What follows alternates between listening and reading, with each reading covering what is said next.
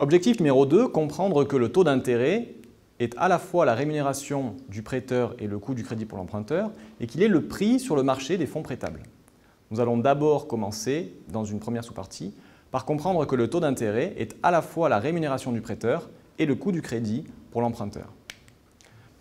Que se passe-t-il entre un agent en capacité de financement, ici dénommé prêteur, et un agent à besoin de financement, ici dénommé emprunteur, lorsque l'agent à besoin de financement fait appel au prêteur pour couvrir son besoin de financement? Imaginons que le 1er janvier, tous les deux se mettent autour d'une table pour décider d'un contrat. Ce contrat de prêt prévoit le montant des fonds prêtés, ici 1 000 €, la durée de prêt, entre le 1er janvier et le 31 décembre dans notre exemple, ce qui fait une année, et le montant des intérêts que l'emprunteur devra rembourser en plus des fonds prêtés à la fin de l'année. Le contrat organise un transfert de fonds du prêteur vers l'emprunteur et l'emprunteur, lui, fait la promesse finalement de rembourser le 31 décembre. Au 1er janvier toujours, le transfert de fonds a lieu, c'est-à-dire que les 1 000 € partent du prêteur et vont chez l'emprunteur. En échange de cela, dans un an, outre les 1 000 € prêtés, l'emprunteur devra ajouter des intérêts, ici 80 € dans notre exemple. Expliquons à quoi ils correspondent.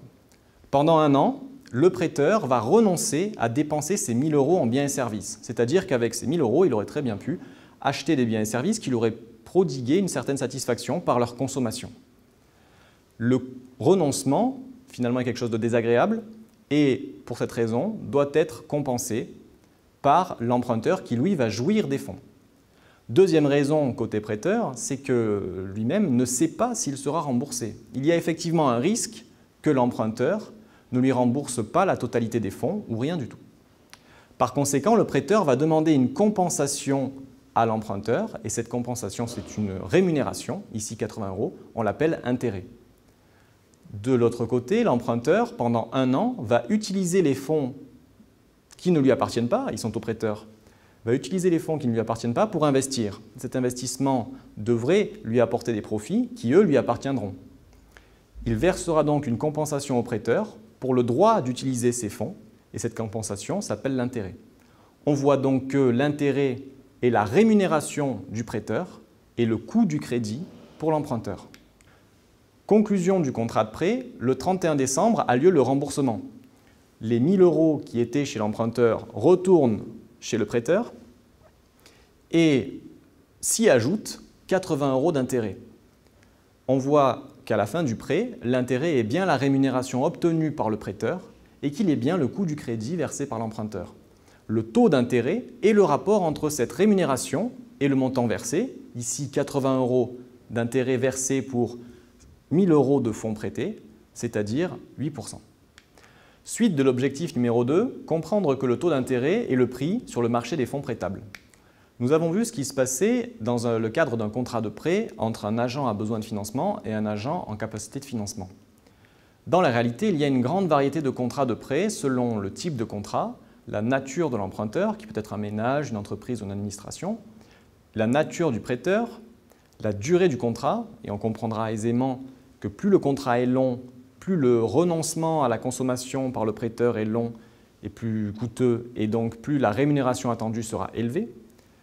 Le risque associé à l'emprunteur est porté par le prêteur. On comprendra aussi que plus l'emprunteur est risqué et plus le prêteur demandera une rémunération élevée.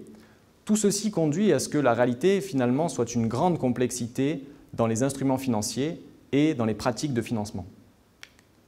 Pour comprendre cette réalité complexe, on a besoin de la simplifier au moyen d'un modèle. Ce modèle, c'est le modèle du marché des fonds prêtables qui repose sur un certain nombre d'hypothèses simplificatrices. Dans notre modèle, on supposera premièrement qu'il y a un grand nombre d'offreurs de capitaux, qui sont les agents en capacité de financement, et de demandeurs de capitaux, qui sont les agents à besoin de financement. Ces agents-là peuvent accéder au marché librement.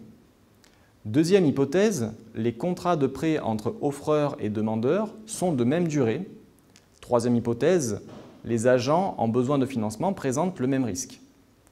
Dernière hypothèse, tous les agents disposent de l'information nécessaire pour effectuer les transactions, notamment la durée des prêts, le risque associé et la rémunération requise. Dans ces conditions hypothétiques, le marché peut allouer les fonds prêtables au moyen du taux d'intérêt d'équilibre. Commençons par étudier la demande de fonds prêtables.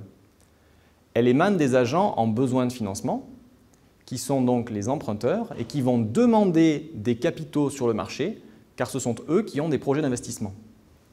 La demande de fonds prêtables associe à tout taux d'intérêt, ici dénommé petit i en ordonnée, qui est le prix des fonds prêtables, une quantité de fonds demandés. Elle est décroissante en fonction du taux d'intérêt. En effet, si le taux d'intérêt est de 8% par an, emprunter 1 000 € coûtera 80 € d'intérêt. Imaginons à présent que le taux d'intérêt diminue. S'il est à présent de 3%, emprunter 1 000 € pour un an ne coûtera plus que 30 € d'intérêt. La baisse de la rémunération requise, qui provient de la baisse du prix des fonds prêtables, le taux d'intérêt, rend l'emprunt plus abordable pour les agents qui sont en besoin de financement, donc la quantité de fonds demandés augmente. C'est l'application de la loi de la demande que l'on connaît déjà au marché des fonds prêtables. Abordons à présent l'offre de fonds prêtables. Elle émane des agents en capacité de financement, les prêteurs, ceux qui ont une épargne supérieure à leur projet d'investissement. L'offre de fonds prêtables est une fonction qui associe à tout taux d'intérêt, rappelons-le le prix des fonds prêtables ici en ordonnée, une quantité de fonds offerts. Elle est croissante en fonction du taux d'intérêt.